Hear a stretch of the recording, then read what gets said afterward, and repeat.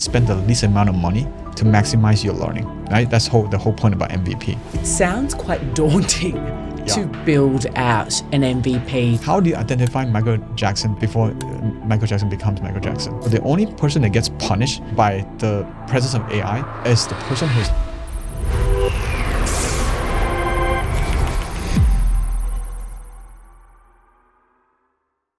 Welcome to episode 4 of Founders Plus AI, a real talk for founders building big with AI.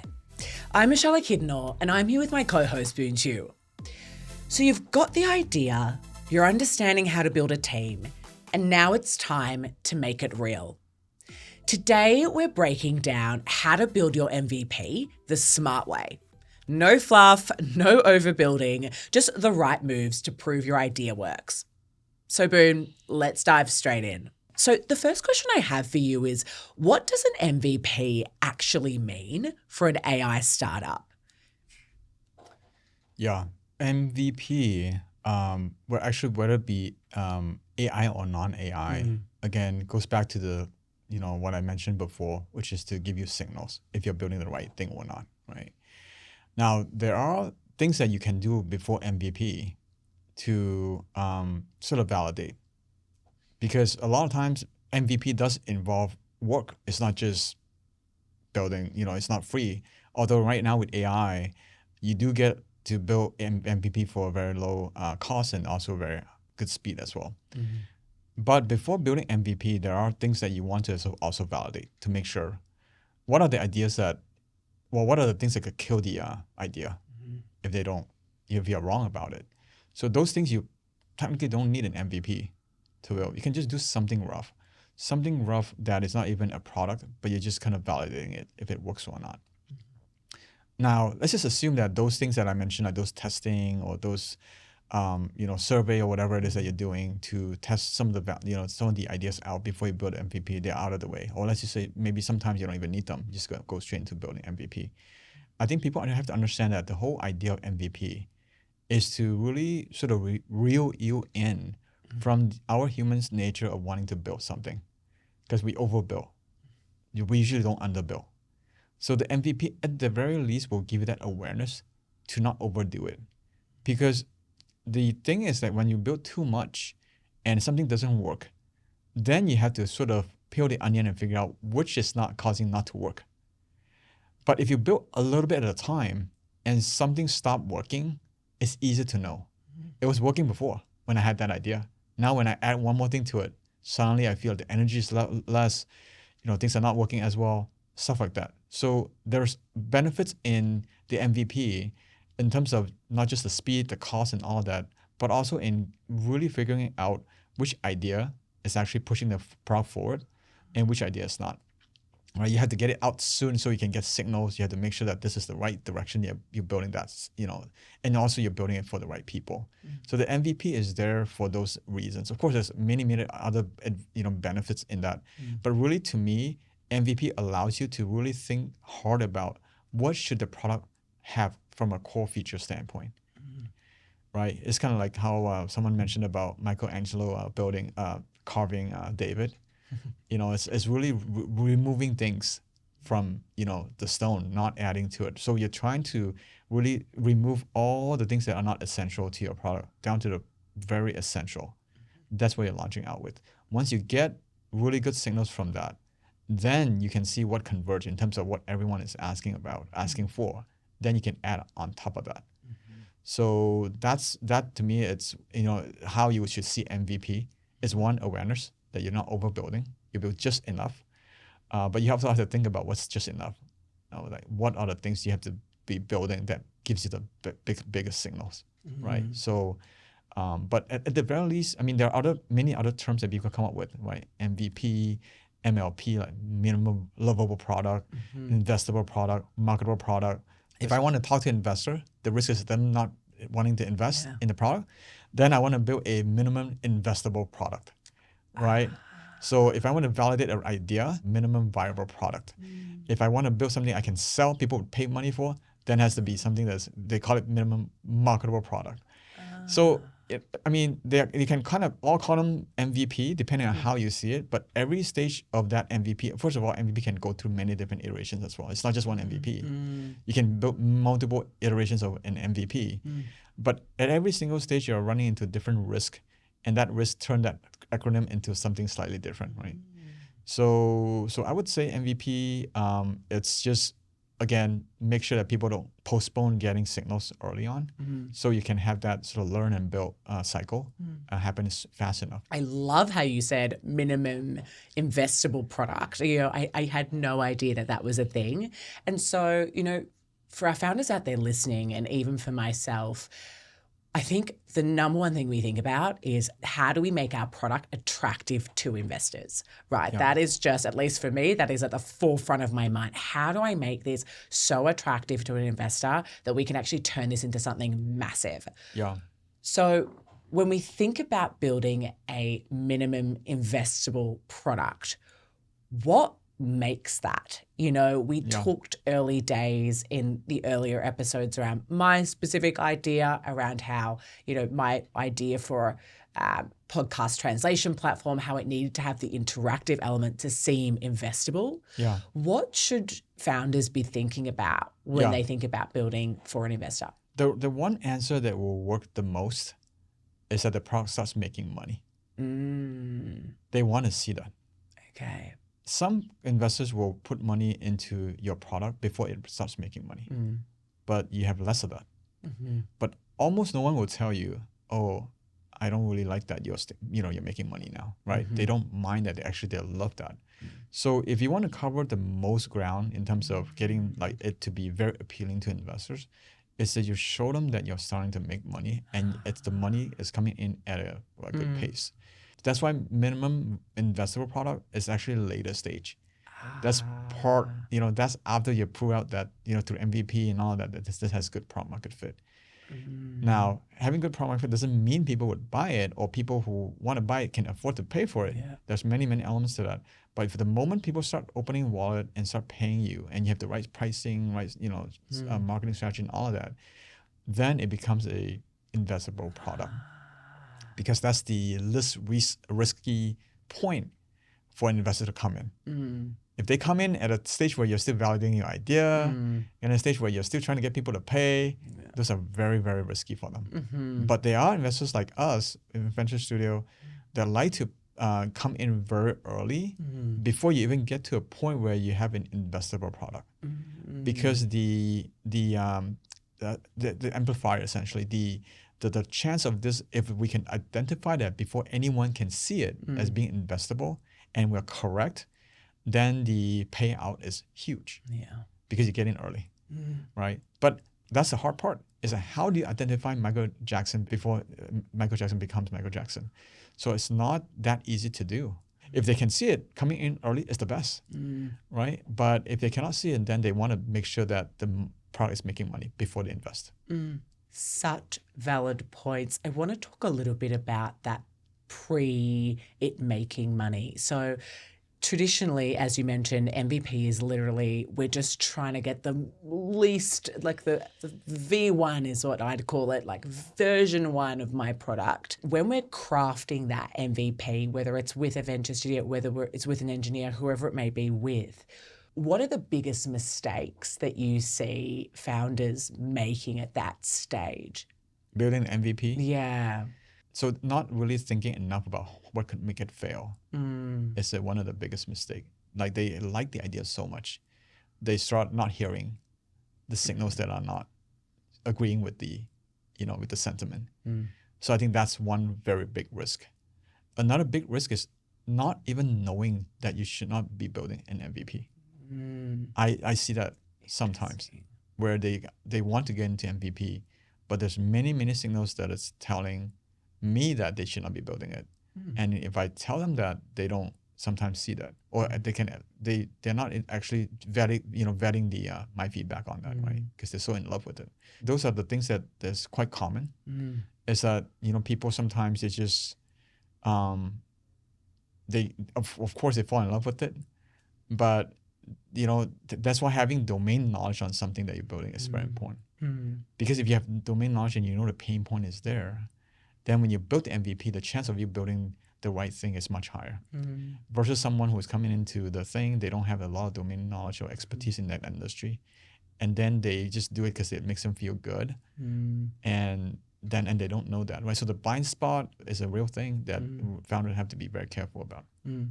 How can we get better at understanding our blind spots? By understanding that you will always have blind spots, and then you want to get people that are different than you to be there, it's very difficult to find someone who is willing to tell you what you don't like to hear. Because most people don't, because the risk of, offending you, if it becomes too high, meaning people see how you react to their, the things that they say that you don't like to hear, they're not going to do it, right? So you have to make it very sort of easy and low cost for them to be harsh to you. So I would say you have to surround yourself with people who are willing to give you feedback, but you also have to surround yourself with people who are able to give you good feedback. Not every feedback is good. You also have to kind of weed it out. Some feedback is just not correct. But having people from different walks of life to be able to give you feedback from different angles is where you can help, cover your blind spots. Of course, another thing that can help is just build a lot. You build a lot, then you start noticing those blind spots you tend to have, and you cover them up early on. Yeah. I love how you said not everyone's feedback is valuable, or not even that everyone's feedback is valuable, but that you don't have to take it in and alter what you're doing based on what everyone else thinks. I think that's something I'm personally struggling with, and I think so many founders struggle with it. You get into a meeting with an investor, they tell you one thing, you chat to a venture studio, they tell you another, you speak to someone in your industry that knows the problem really well, they give you another insight. What can we be doing as founders to tune in to the feedback that is quote unquote correct or right for us to take on board? And when should we just be tuning out to some of the feedback coming at us? Sometimes making mistakes is good. Just knowing, because that's the best way to learn. You make mistakes, you're like, oh shoot, I thought I was right about that, that idea or that feedback, but I was wrong. That sometimes teaches you quicker than anything else, because pain sometimes is a very good way to remember something, right? That, and then also getting advisor again to sort of get their take on things, but you're filtering, you're kind of listening to the feedback and you're kind of using your own way to assess. And again, I think there's a lot of sort of value in just doing a lot and being wrong a lot early on, so you can start to become wrong less. Because sometimes it is getting your system, right? The kinks out of your system. And a lot of it could just be the fact that you just have not built up a good pattern recognition system yet. So you either get someone else that you can trust that has a good pattern recognition system that can point you in the right direction, or you make enough mistakes and then you're going to build that up yourself. But either way, it comes down to really, doing a lot more than reading. I can watch all the videos or listen to all the podcasts in the world. It will not make me a good founder until I actually do it and do a lot of it. So valuable. Although listen to our podcast, people. We love it here. Okay, cool. So I want to shift my focus a little bit to AI specifically when you're building your MVP. What tools should we be using? What platforms should we be looking at? Give us kind of the basics of what we should be looking at when we're building our MVP using AI. Okay. Building MVP using AI, but not necessarily an AI MVP though, right? True. Yes. Okay. It doesn't have to necessarily be an AI product yet. Yeah. So really understanding what's out, like I think mentioned in the first episode about how every time you spend 5-10 minutes learning about something that is out there, you're adding wings to your back. And this is literally it. Because if of course there are many, many tools out there, but there's not infinite of them, and there's not like infinite number of them that is worthy of your attention. So let people vet out the good tools that are out there. Then you go in there and see what people are kind of raving about, and then you learn about what it can do. 5, 10, 20 minutes of vetting one idea can save you a ton of time and money, a lot. Just one example, Google came up with this new technology to create video. and our social media team try it out. What would have taken us maybe a couple weeks to produce now that would take us maybe a day or less to do. So to me, the sort of the opportunity cost of not learning what's out there is too high. So every day, I think people have to spend some time to explore what's out there because there's always new things coming up, and use that and see how they can incorporate that into their building process, their product building process. Because that's where the money saving part comes in, the time saving part comes in. That's how you can get to the MVP quickly, so you can validate the idea. You want to basically be able to spend the least amount of money to maximize your learning, right? That's the whole point about MVP. And AI can do that. This is the best time to be a founder, right? Because the AI is there to really accelerate that. So the only person that gets punished by the presence of AI is the person who is not building with AI right now. We love it. It's the person who is not building with AI. Everyone build with AI. I want to talk a little bit about that speed and quality. So when we think about MVP, a lot of people say, just do it, as quickly as you possibly can. How do we balance the speed part and keeping it scrappy, but also the quality so we know we're actually testing something out good? Yeah, good question. The way I see it with the speed quality is whether it gives you the right signal or not. If you go too fast and you're getting the wrong signal, then you're going too fast, right? If you go too slow and you're not getting the right signal quick enough, then you're also going too slow, right? So you want to be able to get the right signal quickly so you can build at a good speed. Because, I can build the best product in, say, 5 years. But by that point, a lot of things would have passed, and then nobody's going to even know that I exist. So understanding that the speed and quality is more of a thing where you have to understand that if I go out too fast with a bad quality and people don't like it, is it because the quality is not there? Because people get turned off by it? And sometimes some quality can be sort of sacrificed because it's not essential in terms of what it's trying to solve. So it is one of those tricky thing about how do you use this rule when, right? It's like, it's not about just quick, and it's also not about just making it look good. You have to pick the right thing for it to look good. You have to pick the right thing for it to go fast, to go fast on. Because if you make mistakes in any of that, then you could get the wrong signal. People don't like it, maybe because it looks ugly, right? Or maybe people like it, but then you spend way too much time getting to the point where they like it. So I think that part is the speed and quality part is very important. Now, of course, you can get good speed, good quality, and then you can hit, sort of get signals. That's the best.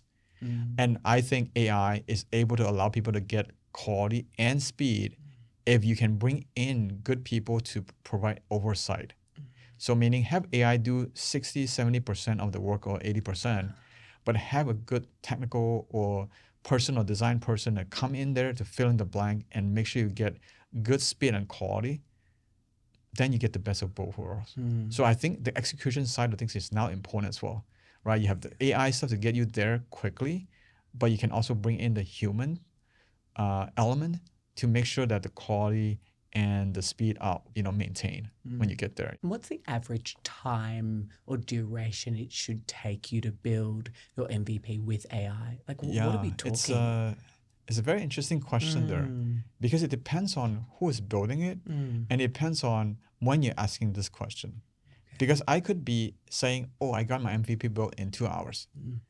But then you won't be saying that for the next 2 weeks or 3 weeks. As you're building and building and building it, you will come to a point where like all the speed gain that you got from the initial phase of building it, now it starts to dissipate, or now you're starting to, because the AI generated code is, the flaw is sort of showing up now. The answer to that question can change unless you put the right process in place, right? So meaning that, okay, I want to get MVP, I want to prove it out. I get it done quickly. Prove it out, okay.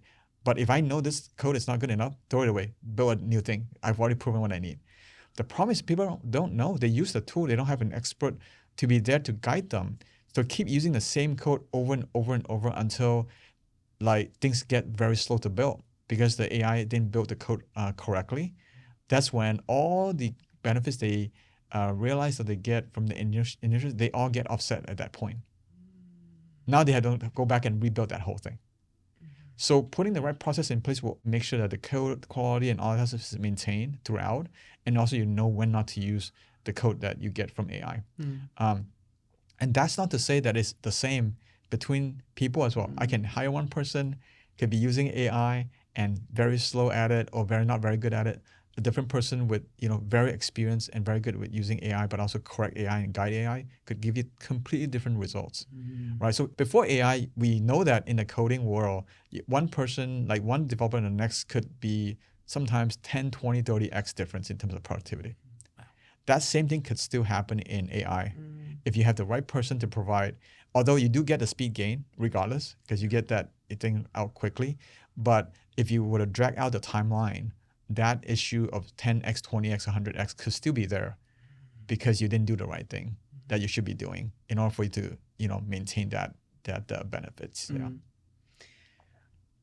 As someone who is non-technical, it sounds quite daunting to build out an MVP, for example, on my own. And I'm sure so many founders listening might go, oh my goodness, I'm understanding, the speed's different between the engineers, how they use the AI. Either way, it's going to be quicker because we're using AI. But it all sounds pretty scary to me, unfortunately. What would be your advice for a non-technical founder who's trying to build an MVP or at least guide an engineer around managing that process? What should we expect through that process?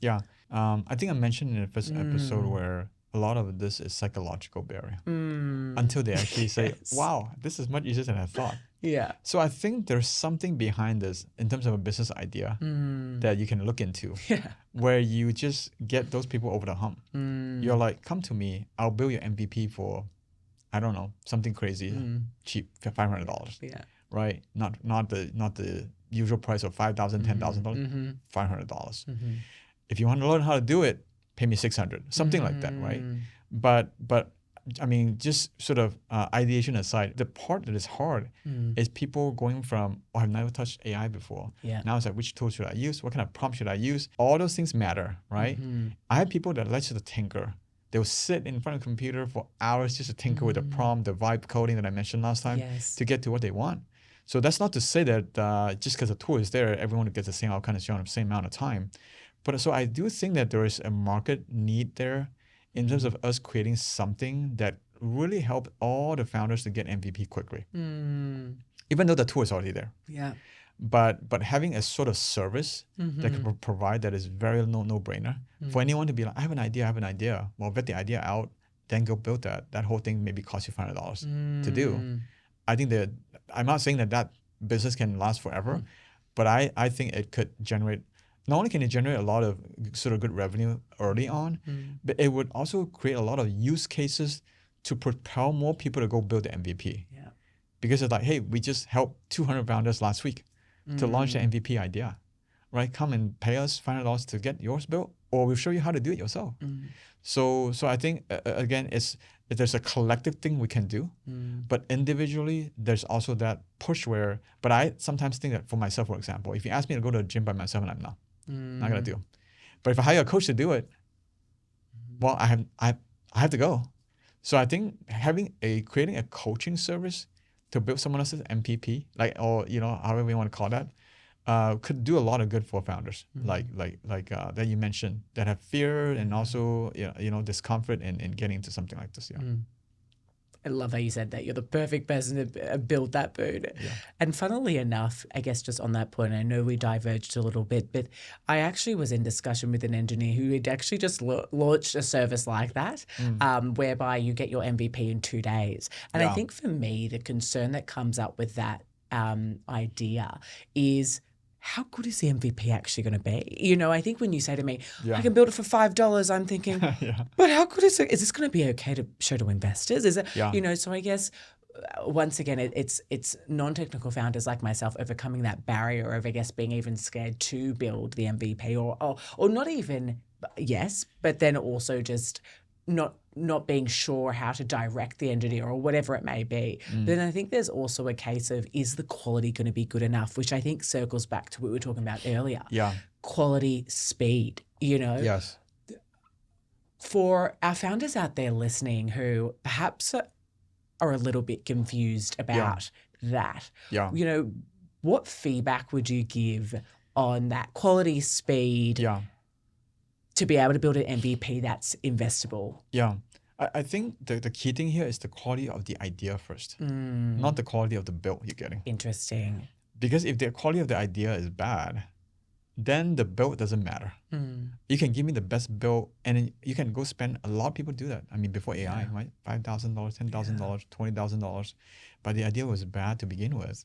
So now they wasted all the money building the wrong thing. So get something outdone quick. So even if it's not done correctly, or let's just assume it's not done correctly, at least you get something in your hands that you can validate quickly and say, is my idea good? Is it serving the right customer? How do my customers react to it? And the other beautiful thing is we know this is going to get better and better, right? So whatever you can get AI tool to build today may not be as good, but a couple of months later, it will be a complete different story. So I would say first focus on the quality idea first, because idea can change. So I could look at this and say, oh, actually, I want to do something else instead of this. Oh, let's spend another $200 on that. Then once you get the whole thing validated, like, okay, I think I'm onto something else. Now you look for a more correct way to build that. That's when you have to hire someone with a lot of knowledge in AI to build that, but they're also building it the right way. I love that. And when do we go from MVP to full build? At what stage in the process does that happen? Yeah, so the MVP itself, so it's not technically not so much I want to call it progression in the sense that I have MVP that I launched before that becomes a full product, because I just treat it as a full product, meaning that I would launch it, I would charge people money for it, they like it so much, they will pay for it, but they'll always come back with the same request, I want this, right? So that MVP doesn't have to be a prototype. An MVP can be a complete product, but the complete product only has the core essential offerings. Everything else, if I'm either lazy or I don't know what to build, I'm letting the market tell me.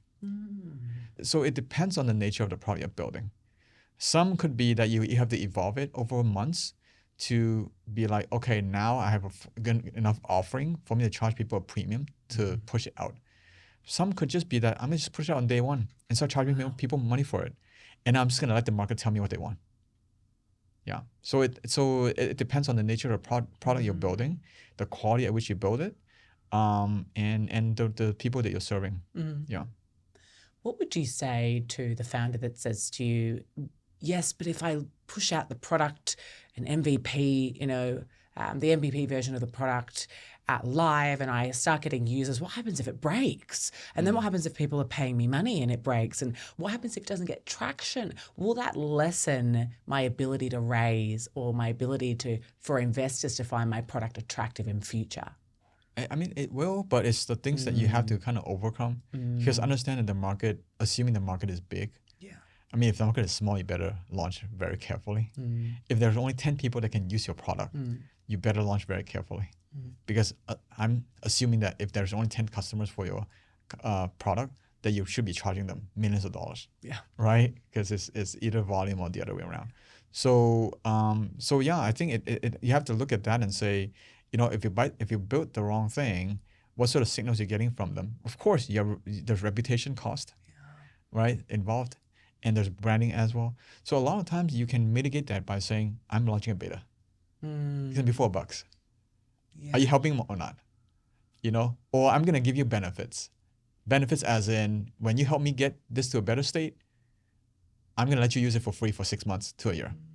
So there are many, many things you can do to make it so that whoever is sort of like the guinea pig or running into bugs, it's actually a good thing for them because they are getting compensated or they're being recognized for being the guinea pig for your product. So you kind of have to understand where it sits. You cannot say, oh, I'm going to hope that everything is going to go well when I push out a buggy product. What you need to do is turn that dynamic of that product being buggy to your advantage in that I know it's buggy. I'm not going to wait another 3 months, but I'm just going to tell them that it's buggy, and they're gonna help me with it. And in the process of me helping with that, we're gonna give them some benefits, right? So it depends on, and then you just have to look at what's the best way to position your product so that it gives the signals quickly enough for you to get it to a good state. Yeah. I love it. Launching it with all the bugs. Obsessed. Boon, this has been so interesting as always. Yeah. I want to get your feedback as we move into, I guess, on my own AI idea. So for those listening in, on the last couple of episodes, we've talked a little bit about Peers AI, which is an AI voice cloning, translation, and interactive tool for podcasters. So what should my MVP look like? Yeah. Something that the user, when they look at it, be like, oh, I've never seen this before. Interesting. It piques their interest, right? So I think we talked about the voice cloning, right? We talked about the translation. I would say voice cloning translation people have seen before. The part where people can pause a video, or maybe they don't even pause, they can just talk to the video at any point for the video to respond to them. It's not there yet. Maybe it's there, but maybe it's not there for the industry that you're focusing on. That part, I think, are the things that you can focus on, because at the end of the day, you really want people to, think about it. If someone is wearing something flamboyant on the street, you're going to pay attention to that. So you have to understand, what do people pay attention to? They pay attention to the things they've never seen before. So I want to build something that is very useful for them, that they have never seen before, because that's what they're going to put the most attention towards, right? So I would build those first, and then get their attention, and then see how they interact with it, and then see if they are coming back to it for more. If they're not coming back to it for more, even if it is flamboyant, if it is so as like the famous thing about getting user but also keeping them around. Yes. You can draw their attention, but are they going to stay around? If they don't stay around, that means you're not solving the problem that they need. So just being loud and being flamboyant is not going to be enough. You want to keep them around. So if you are able to acquire them cheaply, and you're able to retain them, that will make the product investable for investors. Yeah. I think what's so interesting about this is that, being non-technical, I come from the other perspective. So the first thing I would think about MVP for Peers AI is, let's just build the translation. It's so simple. We already have the tech, kind of, Right. Let's just see and put that out there. What would be your feedback to me on that? If someone were to pay you for that, then build that first. Interesting. Because they are dying for that. Then in that case, you're not just trying to wow them.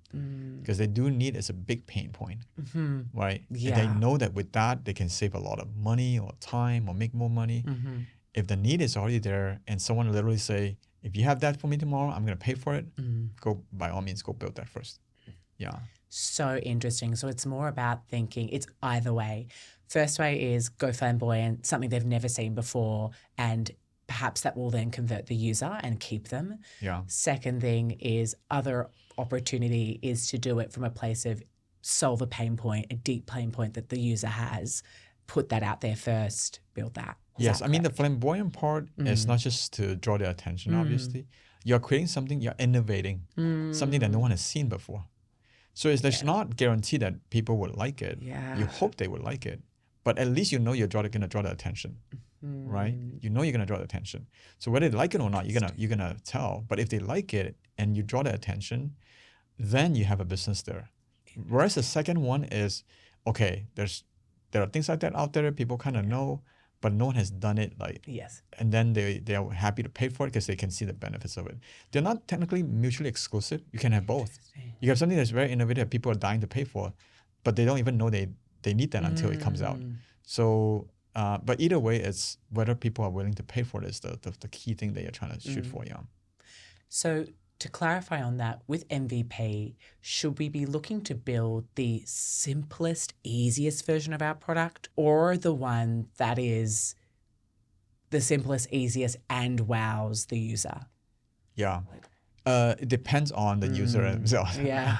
So the users you have to kind of look at their user sentiment as well towards things. For example, if I'm building a game, my game cannot have a bug. No one's going to play a game with bugs. They're going to shut off it's going to ruin their experience, right? But if I'm building a website for someone, some bugs here and there, no, they don't care. So it depends on the user themselves, how they react to the things that you don't have when you should have them. So yeah, a lot of these things, it's really you being sort of attuned to who you're serving and what you're trying to solve for them. Yes. And then when you're attuned to that, then your chance of doing the right thing is much higher. Yeah. I love how you circled in on understanding the user, understanding who they are. Yeah, that very much so resonates for me, and I'm sure it does for so many of our founders out there listening. Boon, today you've taken us through MVP, where do we get started? You know, how do we actually build something tangible so that we can start testing, we can actually feel it, we can start sending it to people. And I think you just hit the nail on the head when you said, you know, at the end of the day, build the simplest version, don't overcomplicate, but make sure that you're understanding who the user is, who you're building for. So valuable. So in the next episode, we're diving straight into pre-launch strategy. So how to create hype before you ship. I genuinely cannot wait for this next episode. So until then, make sure to hit subscribe so you do not miss what's next. Then follow Centura Lab AI on YouTube and LinkedIn, and join our newsletter to stay in the loop. If you have an AI idea of your very own, pitch it to us there. We'll see you next time, builders. This episode is brought to you by Ego, short for Your Extended Ego. Imagine an AI version of you nurturing relationships behind the scenes 24/7. Ego takes care of all virtual networking behind the scenes, all in your voice. Sometimes we simply don't have enough time. We forget to follow up, we forget details about that one person. But with Ego, you never have to miss out on a good connection. Ego, your network supercharged.